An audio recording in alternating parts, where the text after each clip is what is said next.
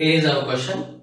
For what value of k is 3 a 0 of the polynomial 2x square plus x plus kx?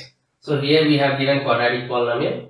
For this quadratic polynomial, indirectly it is given that 3 is a 0. 3 is 1 0 of this polynomial. So then find k. Let p of x is equals to polynomial of x is equals to 2x square plus x plus kx, and since 3 is a 0 of p of x, then p of 3 will be 0. P of 3 is equals to 0.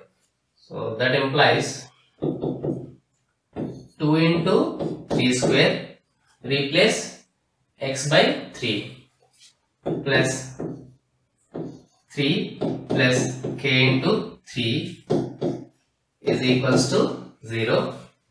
Further, 3 square 9, 2 9s are 18 plus 3 into k, 3k is equals to 0.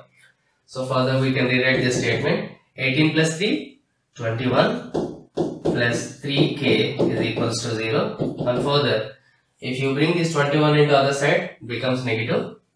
3k is equals to negative 21. 3k is equals to negative 21. Now both the sides divide with 3. 3 ones are 3 sevens are. That implies k is equals to negative 7. Therefore, k is equals to negative 7. If 3 is a 0 of this polynomial, then we got the k value negative 7.